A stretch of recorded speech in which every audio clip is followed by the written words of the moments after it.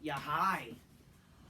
Alrighty, folks, ladies and gentlemen, it is time for your early morning, uh, late out of date Raw review. I wish I did it last night, but I was very tired. Um, so this might be like a late out of date upload. I might upload this afternoon or whatever. Anyways, so yeah, Raw happened. Not really that good of a show or intriguing, a lot of things that were boring. But I will say the opening was pretty good. The opening segment and the main event, I guess, was fine. I guess, but yeah, really the only real cool thing that happened was the opening segment. That's literally it on the show. I guess Day One Raw was compared to this. Day One Raw was better because The Rock came back and you had the main event, which was cool, and yeah. So I don't know. The show wasn't really that interesting. Some people said the show was okay, decent. I mean, whatever. They're okay with their opinion, I guess. But it's like, was this like an absolutely terrible show? Not entirely, but I'm sorry. The show was very boring. It was actually boring to the fact that I actually was struggling to stay up. I actually did fell asleep on this show. Like, come on, if really. So, if you make me fall asleep, I'm sorry. You're basically definitely in contendership of being a bad show. So I'm sorry, the show wasn't really that good. It's a darn shame because again, you had a great opening segment. It just didn't really felt like they fucking made this show really that intriguing. Like they only really literally the only thing that they had for this show to make people care somewhat is that get it? Oh, what's his stupid name? Fucking oh yeah, Cody. You see, so much for fucking this guy finishing the story. It's Cody Nakamura. Like one of them. Like, so much for that. And then it's like, that's literally the thing they fucking end the show with. That's our big thing to care about the show. Grab your Coca-Cola, drink it initially. Spineless bitches go, oh shit, oh shit. Oh shit, oh shit. Cheers, motherfuckers, cheers. Even though it's early morning, huh? That's good stuff. Anytime is a cola time. It's perfect on the big black couch. Make them bitches go, oh shit, you know what I mean? Give a chick a Coca-Cola and fucking the big black couch. Make her go, oh shit. It's good stuff. Save you from fucking some Me Too shit that, oh, I drank alcohol. You fucking, all that kind of shit. You know what I mean, folks? Alright. So let's talk about this show, shall we? Let's see what the damage is. So I did fall asleep during this show last night. I struggled to get up. I did get up. I will say I was struggling. I remember I heard Seth Rollins' voice and fucking what's his stupid name? Jinder Mahal. And I was like, what the fuck? That's our... And like they're doing a match next week for... Are you kidding me? Whatever. Anyway, so the show started with McIntyre. It was already in the ring. It says, alright, that's enough a lot. I have something to say from last week. Last week's match with Seth Rollins was all for nothing for Drew McIntyre. I didn't want that title. I needed the title. And as you see, I don't have the title. I've been replaying the match over my head. I remembered if I had the match won, when I claimed Seth, I pinned him, but I was overzealous. I put his foot on the bottom rope, and I costed myself the match. I've been thinking about this all week, but maybe Seth was right, maybe Sammy was right, maybe the only person who keeps Drew McIntyre down is Drew McIntyre. If that's the case, I need to get myself right, I need to get my priorities right, I need to step away from it for a while, but I've been playing this over my head. Trust me, it wasn't easy to start feeling this way. This has been a lifelong dream, but till 2 days ago, I really felt that way, but I kept replaying the match over and over and again. But then it occurred to me that Drew, that's not true whatsoever. You didn't lose straight up, no.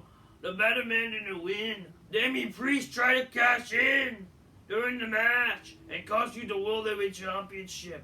Priest, why would you do that during the match? Why didn't you wait until the match was over and I was champion to have won? I was weekend. I was an easy target. You didn't just screw yourself. You screwed me too, you idiot.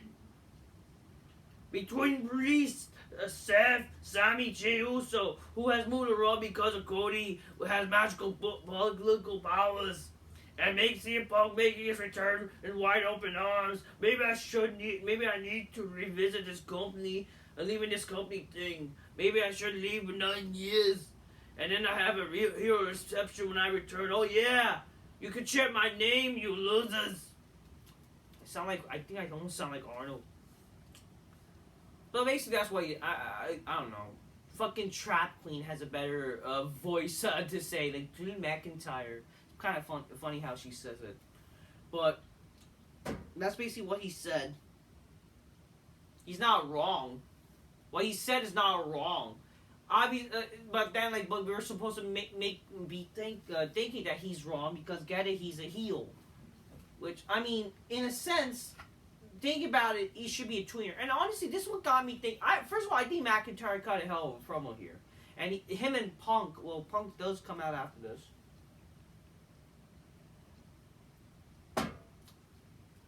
Him and Punk did have a good promo off together. It kind of got me thinking after him mentioning Damian Priest. First of all, Damian Priest is not just not ready. He's not in a position where he should be the world champion. So this got me thinking. They might as well just wait till maybe next Money in Bank to maybe have Cody win Money in Bank or whatever the fuck. Or if he was to fucking feud with Reigns. What they have to do is that what they should do is have McIntyre maybe beat Damian Priest for the Money in Bank after the Royal Rumble. Maybe even cash in on Rollins one day on a Raw or whatever. Maybe in an Elimination Chamber pay-per-view. And then leading to a triple threat with McIntyre, Punk, and Rollins. Because I would have, again, I'm all the idea of having, Rollins be the one to fucking I'm all for the fact that, Rollins, why not have Rollins basically, Rollins and Punk be the match, based on their confrontation, right? But with McIntyre, what, you want to talk about, what does Cody have to do on WrestleMania? What does McIntyre have? And honestly, McIntyre, he could face anybody, but honestly, McIntyre, based on tonight, it kind of does make a little bit of sense. Then why not have him in the main event as well? Have him be the somewhat, you could have him be the more of the heel role, obviously, but having him in this match kind of would make the match even a bit better, honestly. And you could always do another Punk Rollins match in the future. You could do it on the Backlash of the next pay-per-view. You could do it on Backlash, Punk versus Rollins. Because I do think, why not? Sure, maybe Punk wins, or for some God knows what reason, Rollins wins the match, and it leads to a fucking, it'll basically lead to fucking Punk and Rollins no matter what, at the next pay-per-view. Regardless of who's the champion. I don't know, so, I'm thinking that, why not have McIntyre maybe win the title by cashing in, and then eventually it'll lead to the triple threat, and Rollins and Punk win no matter what. It'll lead to something. I would not be opposed to that idea. Night 1 being the main event. I would have been fine with just Rollins versus Punk. But we kind of basically already seen that match already. Sure, it was like when Rollins was the early days of the Shield. But just having that match, honestly, the triple threat, especially like that's what you could do with the Money in Bank. Honestly, why not? Why not do that? Have fucking the three of them have this supposed feud. Like, they could have a heated confrontation with each other, building up to WrestleMania, having that be the Night 1 main event. That way, all three of them main event WrestleMania. Kind of McIntyre gets a chance to main event WrestleMania as well. In front of a live crowd, I'm all for it, honestly. I would not be opposed to that. CM Punk comes out. He says, "We are in Piper Country. I'm a little disappointed that that you didn't wear a kilt because I guess that would be too easy. they might actually cheer you and like you and cheer for you because Rowdy Piper is a legend. Piper is known for talking. CM Punk is known for talking. Is Drew McIntyre known for talking? But since I've been back, Drew, it seems like that's all you've done, and it might be a little bit weird coming from a guy who likes to talk, but probably too much. But I thought since I heard my name, I would come out here and if you have anything to say, you can just say in my face, and I'll stand right over here. So basically, what Punk does, he does. I mean, I'm not saying that Eddie Guerrero basically this is Eddie Guerrero's thing, but he basically just does the get it? He's on the ropes. He's laying on the ropes, cliche, whatever. He says, and then Mac said, "Alright, the floor is mine. I guess first of all, I wanted to say congratulations. We just got going over a month, and you're still here. See, some of the guys and I thought that, and we made it back in the back, that you were gonna crash and burn. You were gonna self-destruct, and you're costing a lot of people money. The longer you stick, the longer you stick around." And they said, Punk said, "Oh, that's good." McIntyre says, "I guess my big bad words have offended you. They upset you. Maybe you and Seth have more in common than you actually realize. I don't care if you sit outside the company. That's irrelevant. You made some headlines, you're bitter. You wanted attention because you weren't getting enough. I get it. But what I care about is what you're doing to me. Personally, I'm one of the only few people in the roster still that have traveled the world with you for years. I know the real CM Punk. I've seen what you truly are. I have so many things happen to me caused by you. I could go on all night, but actually, I have to go on for the first thing that's come to my head because it's 3 hours short. Remember, you were champion, and you referred to yourself as the leader. You actually walk into the locker room and say that the locker room, I'm the locker room leader, because the leader has to announce that he's a leader. Back then, I actually needed a leader. I needed someone to help me out. I was in a real dark place. Right now, I'm not in a dark place, but I have some obstacles in my way. I kicked them down. I'm Drew McIntyre. I got it. These days, I have it. Back then, I was just a kid. I had personal issues going on. I lost a person that was closest to me in my world. My career was in a tailspin, and I could have dealt with a real leader to tell me that what was going on, so we're gonna be okay, to help navigate this place. But it was seeing me as a threat. And that was going on. I spoken to Randy Orton about this before, but I understand that Randy couldn't help because of his own demons. You're straight edge. You don't have demons. You are a demon. A self-serving narcissist. You be a. And I didn't need any help. I needed anybody to help me become a leader. Once I got fired, I figured it out. I stepped up myself and became a man that I am today. So after being gone for 9 years, I am your leader, kid. I hope that accent does justify. But that's basically what he said, and it worked out well. Like, the guy definitely honestly cut, like, it was actually pretty good. Really, actually, like, is he wrong? Kinda, like, he kind of, it definitely was somewhat, like, fucking crazy. Not crazy, but, you know.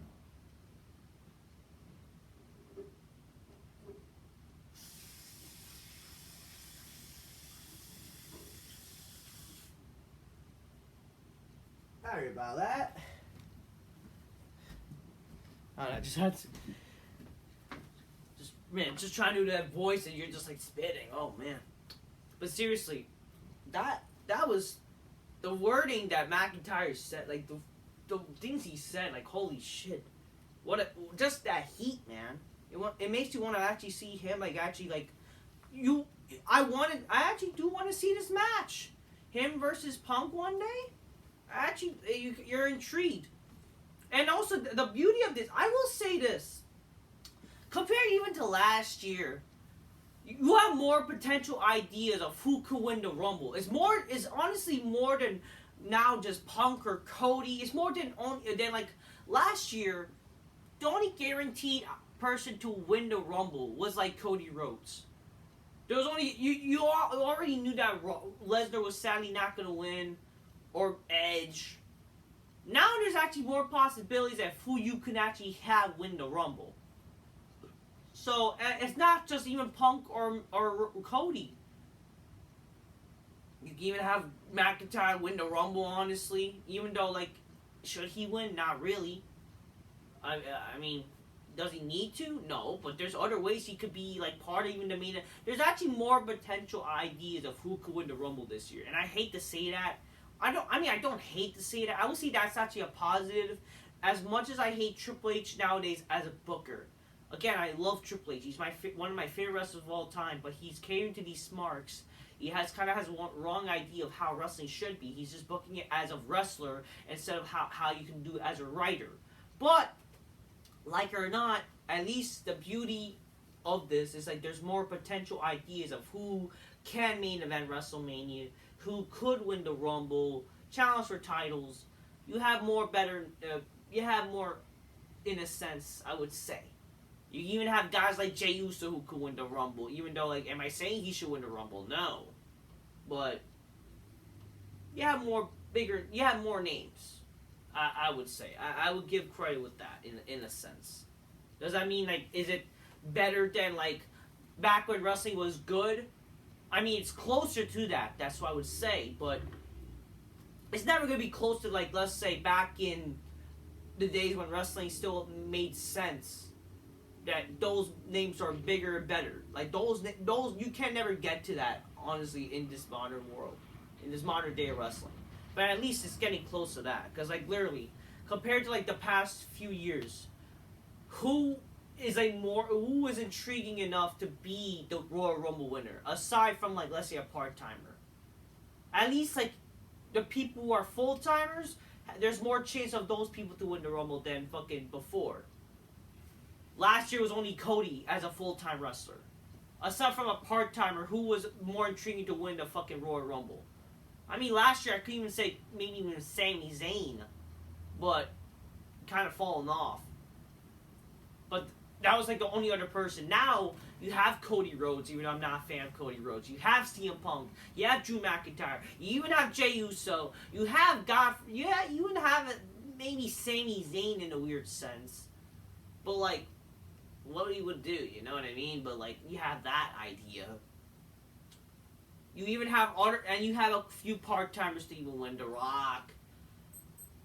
It's more than last year. Last year, you only had really Cody Rhodes and The Rock and Stone Cold, and even though Stone Cold was not guaranteed to be there. And even Sami Zayn.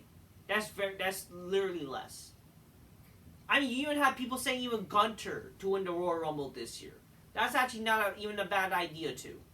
Even though, do I think Gunter should win the Rumble? Not necessarily, especially when you have Punk. But, like, that's more of an idea. Like, wow, Gunter fucking winning the Rumble? That's what I have to say.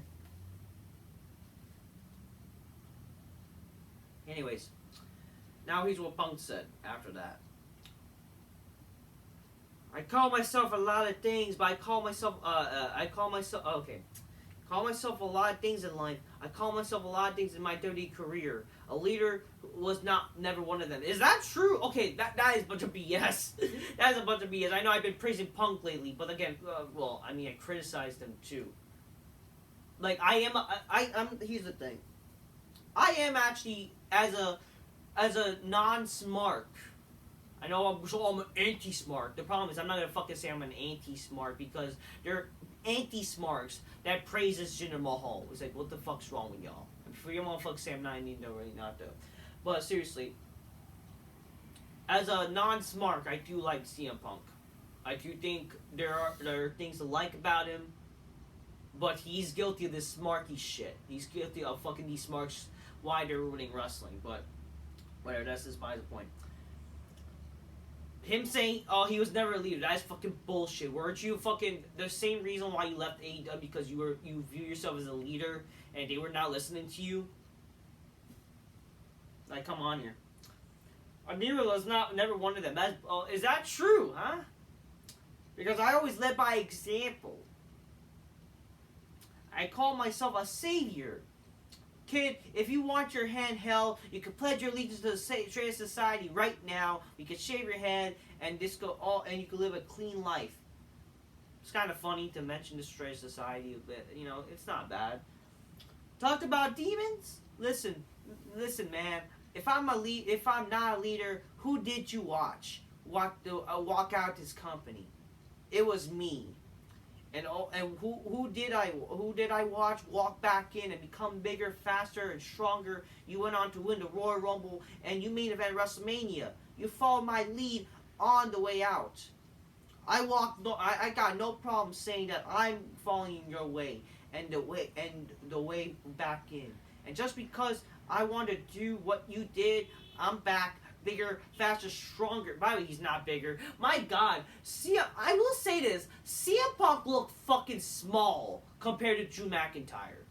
He looks small. So to say that Punk trying to act tough, it kind of looked unrealistic because he legit looked smaller than fucking McIntyre. He legit looked fucking smaller. And if Punk and him were to ever have a match, I'm sorry, McIntyre should not be losing to Punk. Or you gotta really make it a big, intriguing way, find a believable way for Punk to win against McIntyre. Because no way Punk should beat McIntyre. McIntyre looked bigger than him and could fucking legit do a fucking headbutt to him, and it could knock fucking CM Punk quicker than his UFC career. It's not wrong. Like, holy shit, he looked fucking small. And this is coming from a Punk fan, folks. Come on here. And it bigger or stronger. I'm sorry, Punk. Holy shit. He says, I'm gonna win the Royal Rumble and main event WrestleMania. And when you're upset about it, just like Seth, as far as being a demon, I'm not a demon. But when pushed, I'm Satan. Okay, it's kind of whatever. I'm Satan himself. And if you were one of the people that saw the side of CM Punk and says that you way more about you and where you are in the little dark place than it says about me, I'm a real nice guy until it's time to be. And it looks like it's getting to that time that I'm not here to be a nice guy. I'm not here to make friends. I'm here to win a Royal Rumble, main event WrestleMania. Boy, isn't that kind of like hard to do now since The Rock is back, huh? And then McIntyre talks us. So we got us a problem. As he said, I won the Royal Rumble. I made an event at WrestleMania. Something you never done. But that wasn't for me. Those title wins, if you not remember, the world shut down. This place needed somebody to step up. Those title wins were for the entire world. It was for the main roster. And some of our superstars stepped away. Because if we were still here, you probably stepped away too, because we were going when the going gets tough, Punk gets going. This time I'm entering the Royal Rumble because it's clear. I'm going to be in the Royal Rumble, and if you were there, you want to talk about being Satan, I will eliminate you from the Royal Rumble. I will get to the main event WrestleMania, win the title in front of live fans, and this time it's going to be for me. And then Punk says, it's getting a little spicy in here. That kind of sounds big gay. Drew, I'm going to lead by example. And I'm going to walk away before I knock your teeth down your throat, which again, sorry, Punk, okay, calm down, bro. You could get fucking beat the shit out of it. McIntyre was the headbutt you, seriously. There's one person that can stop me from accomplishing my goals, and it's me. I got out of my way for a long time ago.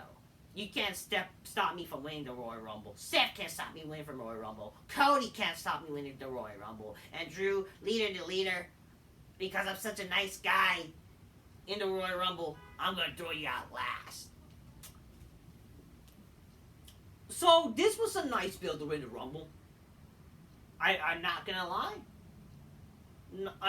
This was a nice build. I liked the promo. It was fun. Obviously, like, where there's some truth said, yes. With Punk, like, this honestly got me to like McIntyre a bit more. Even though Punk is realistically going to win, and I do like Punk too.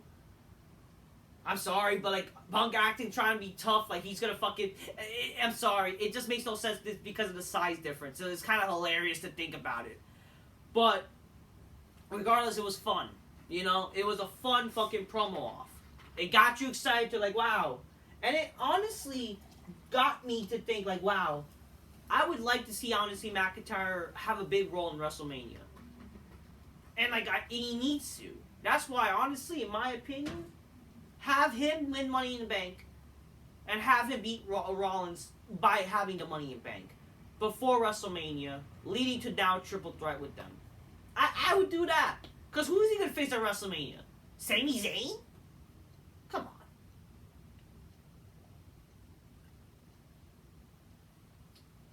And we've seen that match already on Raw. So you're just going to do the same match on WrestleMania? Like, I don't know. A triple threat to me is a way to go. That's my opinion. There's a way to find that. Again, the way to lead to that, you can have Punk winning the Rumble.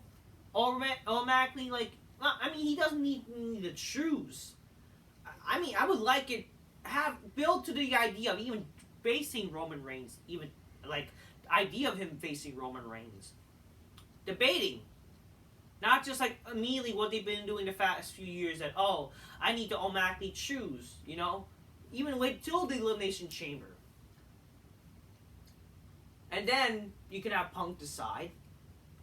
And but what I would do, honestly, heck, why not in Australia have Rollins defend his title in the Elimination Chamber match, and then McIntyre beats him, and it could lead to like Punk getting involved in that shit, leading to a triple threat.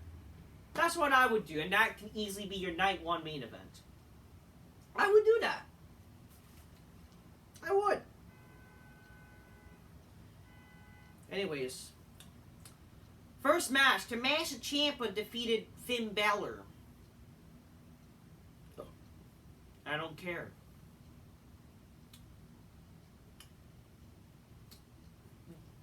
Becky Lynch's interview says, she's interviewed about her loss with Nia Jax.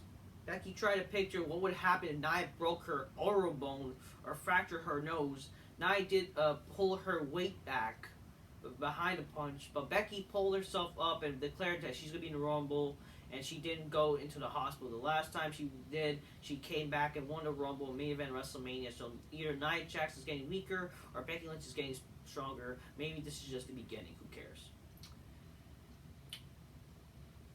Second match, Kofi Kingston versus Ludwig Kaiser ends in a double countout, and we see Kofi Kingston get, like, devastatingly hurt, and I don't care. I was like fucking struggling to, cause I'm sorry, I fell asleep like during the Ballard shit. And I even fell asleep back trying to wake up for this. I fell asleep back, so fuck this. Then we get Michael Cole interviewing Nia Snax. Ladies and gentlemen, last week on Monday Night Raw, she defeated Becky Lynch, nicest kid on the odds-on favorite to win the Royal Rumble. Ladies and gentlemen, Nia Jax. Or I'm sorry if I don't know. I'm seeing that Snax. She's I'm sorry, even Nia Jax. I'm out. You high testing 1 to 3. Take dicks on my asshole, did ya? I hate that all these fucking smarts are fucking pretending Michael Cole is like this great commentator now. By the way, it's so fucking retarded. Like you guys hate him for a reason. Nia Jax is shocked. Why is it shocking? Or so I don't know. I don't fucking care. I'm not gonna waste my time. Like, oh, why is it shocking to break Becky Lynch's face again? Whatever. I beat her. They think I was, and I don't know, some bullshit. You know what would be shocking if I broke your face, Cole? Oh, I think everyone would love to see that. I mean, to be fair, as much as I hate fucking Nia Jax, I actually would like to see that. But I would like to, at the same time, while she punches Michael Cole, she fucking fell off her misery, or actually fucking breaks her hole, and maybe magically it fucking, you know, puts her out of her misery. That would be good. And I'm gonna eliminate all the women in the Royal Rumble because, you know, I'm not like most girls, that's for damn sure. Yeah, you're definitely not like most girls, that's for damn sure, huh? Yeah. Because you're not a girl. Speaking of who else is not another girl, and all these fucking smarks have to be weird, simpy motherfuckers, Rhea Ripley comes out. They'll simp for like a she-hulky bitch. These people know what's up. They also know that you'd like to talk big game, Nia, because you're walking out here acting like you already won the Rumble. But do you remember what happened last year? Because I do. I drew you out, and yeah, last week you got beaten Becky Lynch. That's quite an accomplishment, I must say. But the fact is, Nia, that Becky isn't Rhea Ripley, so you must, until you actually step up to me, I advise you to stop walking of your own, like you own this division, because you don't. You take this as a warning if you manage to win the Rumble. It's best to keep my name out of your mouth. Nia Jackson, yeah, I give you all credit. But you might as well be the most dominant champion in our division's history. But you don't forget that I put your ass back where I came back. And the only reason I'm not holding this time because you're too scared to face me when I want to. On the Royal Rumble, I will squash all the women and win. I will choose you, and you have no choice and no excuses but to face me. See you soon, unstoppable champ. So great, it'll be the Battle of the She-Hulky weird bitches. Okay. We get a video recap of The Rock's epic return, and given that great, we're not going to see The Rock for quite a while again. The turd match, which was a turd itself. Cantana Chance and Kaden Carton defeated Chelsea Green and that other fat bitch. What's her stupid name? She had quite a few snacks too. Her and Nia Jax would get along. I don't fucking remember. Doudrop. Oh, this is Piper Niven. How dare you use her slave name? Oh, shut up. You fucking fag. Actually, I take this back. This is something I actually enjoy too. I know I made a fucking R-Truth hate video years ago, but that was requested by a friend. I will say, I'm not saying R-Truth should be wrong. I think fucking the R-Truth love is very overrated by Smarks. Not Smarks even, but I do think like, but then here's the thing is, I would honestly rather see R-Truth would be the champion than all these fucking gay jobbers. Okay, I'll be honest with you. Honestly, I would rather see R-Truth as champion than Cody Rhodes. I will say, I do find R-Truth funny. I'm not saying he's the most funny guy in the world, but my God, I understand the hype. This Judgment Day video, I saw it. I was falling asleep. I didn't see this because I was fucking struggling to be up. But I rewatched this, and my God, it was actually funny. He fucking acted like he was bored to be part of Judgment Day, and he mentioned how he was always along with the Judgment Day. It was fucking hilarious. The guy made it funny. I will say that. And he ended like, oh, the Judgment Day we stand by 3 things: live, laugh, love. I love it. It's funny. It is funny. It's not fucking super funny, but it's funny in the point like, God forbid, something fun and entertaining on this fucking show. And you know what? It's actually kind of genuinely funny because at least the guy actually knows how to fucking work. He actually at least has something to fucking live off to be entertaining of. Like, God, these boring jobbers have no charisma. Debris tells Rhea Ripley that I don't know. The Judgment Day are backstage are angry, but like how they're gonna handle this R-Truth shit. But they agreed that this is kind of funny. But then they said that they'll handle the McIntyre and Nia Snack's problem, whatever. Eventually, we then see The Miz defeating JD McDuffie and McGee with Dominic Mysterio, but the R-Truth was also there. Oh shit! My fucking laptop turned off. Literally turned off. Hold on a second, ladies. Technical difficulties, but that's what happened. R-Truth.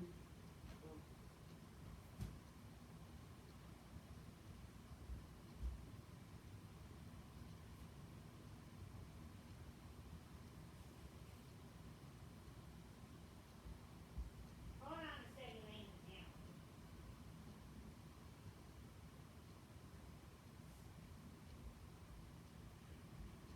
See what happens when it's fucking early morning and I'm fucking tired? Holy shit.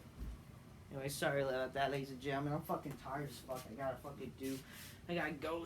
Just shit, my God, I'm tired. My laptop turned off. I'm sorry, folks. Anyways, so the Miz defeated Jamie Ludovic and McGee when the R-Truth was there. He caused a distraction, and you know, again, I don't give a fuck about the Miz. I really don't. But I do think this is, I don't know. what they're doing is somewhat, I guess, I don't know, funny, I guess, I don't know. Then we said, you see Seth Rollins, he comes out, you know, he says, I've done it all. I've been, you know, I've been part of the, you know, whatever. I've done it all. I won the world titles and all that kind of shit, but I never won WrestleMania. Even though technically he's technically has main event at WrestleMania. Like, I mean, sure, like, it wasn't an actual match. Like, I mean, but he did cash in, technically making him main event WrestleMania. I know a lot of people are saying, like, you know, oh, he needs to main event WrestleMania, but technically he did. So, yeah, but whatever. Says he never has taken the world title into WrestleMania, and questions that who will be the one that he will defeat at WrestleMania. Then Jinder Mahal interrupts. He says that you bring no value to the world championship. I'm tired of being overlooked. And all the Smarks get excited because this was the finals for the NXT Championship, and it's like, who the fuck cares? No one watched NXT for that. No one fucking cares about this shit. And again, I understand. I'm surprised that they're doing something with Mahal now, because again, like, after the Rock shit, like, I just thought that would be a one-off.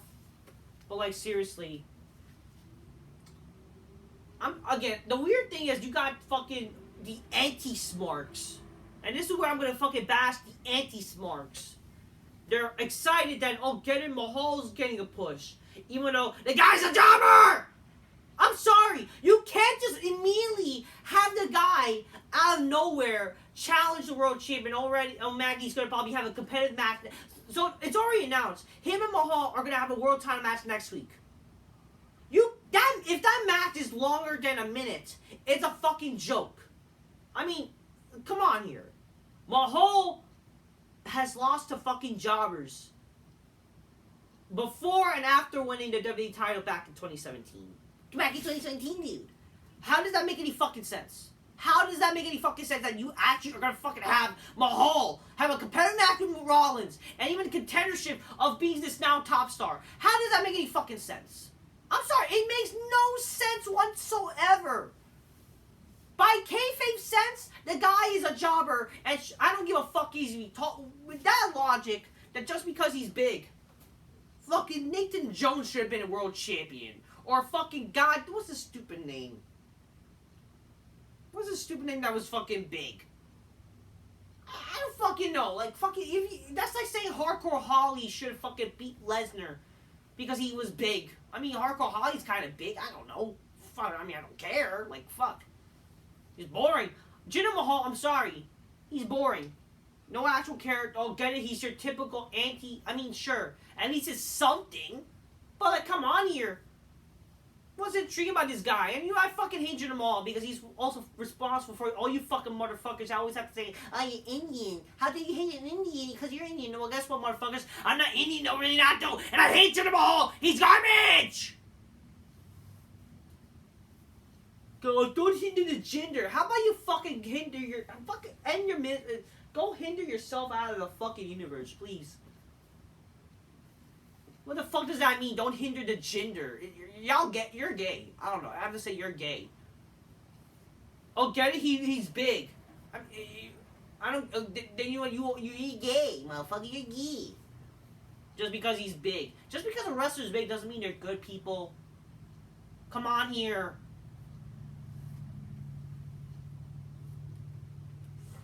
Eddie Guerrero wasn't the biggest wrestler, but he was like fucking entertaining. At least that entertainment value. Fucking, what's this? There's a difference of being a good big guy than a fucking terrible big guy. Literally, Jinder Mahal is in the same category as like a Nathan Jones, as a fucking Luther Reigns. What makes fucking Jinder Mahal close as being guys like The Undertaker, even Stone Cold and The Rock? At least they're fucking big, but they're fucking larger than life and actually had character and they were cool and they were fucking great. And I'm sorry, you can't just push a guy when a guy has lost how many fucking matches. And not just that, like, I'm sorry, you can't, a guy who lost to like all these jobbers. I know Maggie pushed them. That was my problem when McIntyre was being pushed. You can't just push him out of nowhere and after losing to jobbers. Why should we want to see fucking Mahal for some reason want to be pushed now? And did we forget 2017? Did we forget 2017 how it was a boring fucking year in wrestling? You really want to relive the times of 2017? The dark times. Like, God. It was actually fucking terrible. 2017 was sucked as when Mahal was champion. Hey, you want to see that?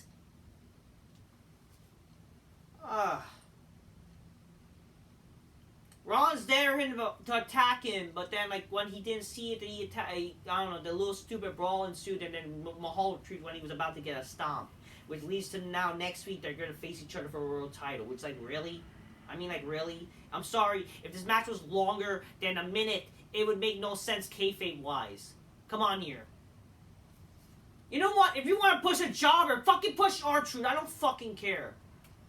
That's the fucking problem. If Jinder Mahal could be WWE champion, that means anybody could.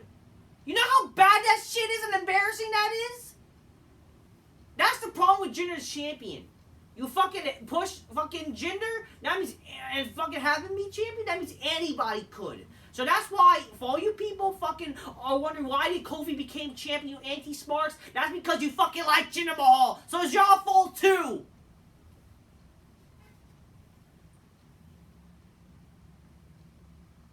All y'all, I'm calling out on all y'all, okay?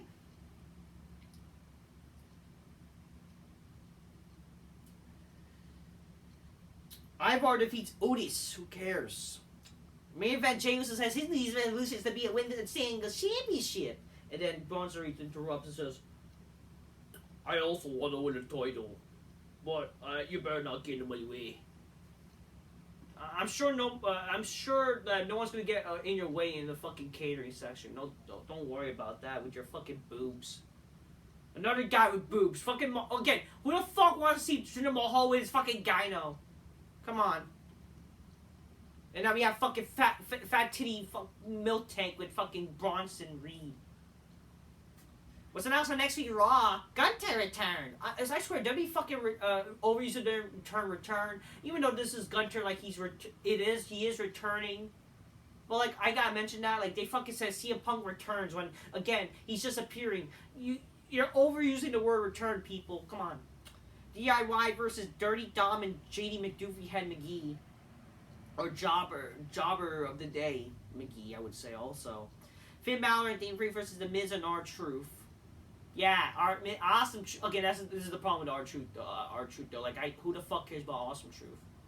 If any in The Miz fucking derails that funniness, let's be honest here, because he's not funny. And Seth Rollins versus Jinder Mahal for the world title. Automatically, he's gonna. What makes Mahal credible to already have a world title match, by the way? And who's Rollins gonna face at the Royal Rumble? What's the match? Is this the match we're gonna get the Rumble? Mahal versus Rollins. We're gonna get that rematch at the Rumble. We're gonna actually get a rematch of this shit. Come on here. Come on. Give me a break. Oh, but they were the last finals of the. That's just a stupid fucking excuse. That's not long-term booking, by the way, you dumb. I see these terms, these fucking faggots say, this is long-term booking. You don't know what long-term booking is, you dumb fucks. Early on the show, Cody gets attacked by Nakamura when he's like talking about, I don't know, whatever. They brawled. Eventually, this led to the main event being announced that the match will not be a street fight. Cody Rhodes wins against Nakamura in a street fight. I woke up for this or whatever, or I woke up towards the main event. No DQ matches nowadays are not the same as the matches in the Attitude Era. They're not the same. They're not as hardcore. This match was also longer than it needed to be. Like, that's the problem. Like, this was basically just a typical wrestling match, a typical singles match. But get it, a table was used for 1 second and the other, along with a chair.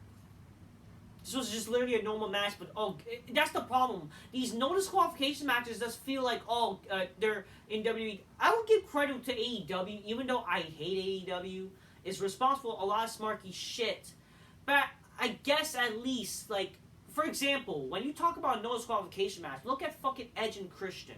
They beat the living shit out of each other, and it was hardcore. That's a no disqualification match. That's more of a street fight than a street fight actually is. Look at fucking past street fights from back in the day. Look at Stone Cold and fucking Triple H. Look at fucking I think Triple H and Rock had a street fight. They had a no disqualification match before.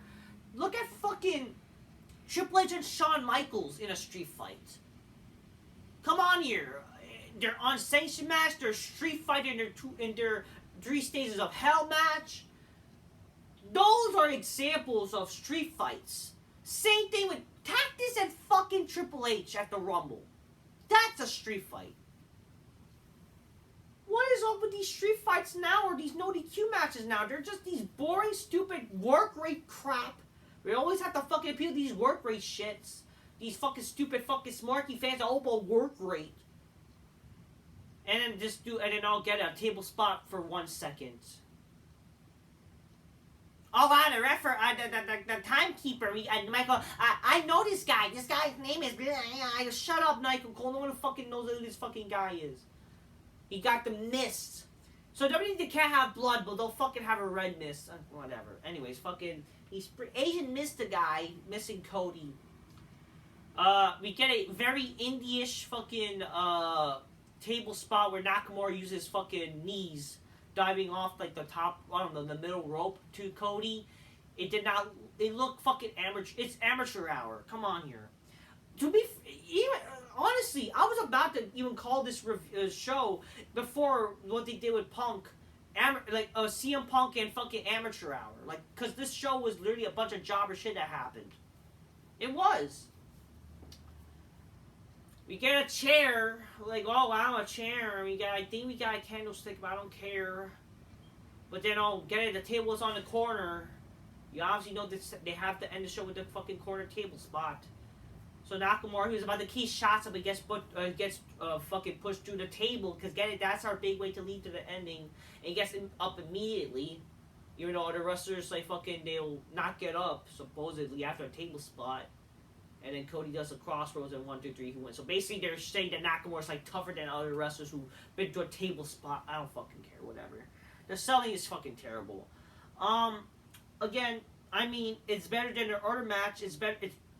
Compared to all these other matches, sure it was better because it was no DQ, but it's not like any other no DQ matches. Like, all these no DQ matches nowadays are kind of lame.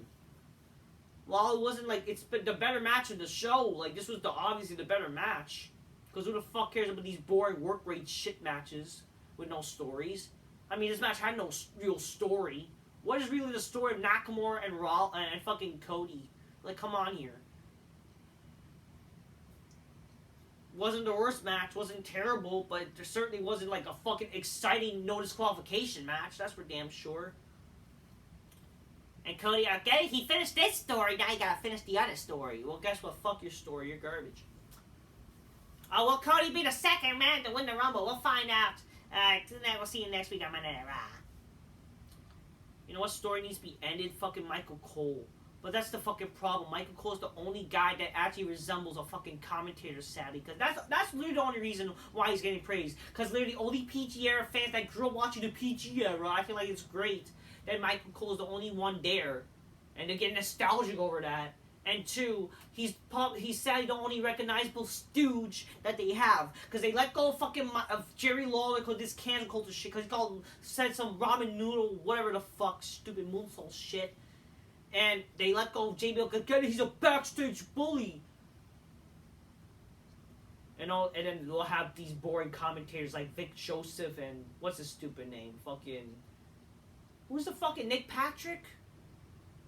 I forgot to mention on SmackDown, they have now just Corey Graves and Nick Patrick. Like, what the fuck are you doing? And I'm sorry, for you people that act like Corey Graves is this great commentator. Yeah, so I really think analyzing Goldberg's heart rate is good commentary.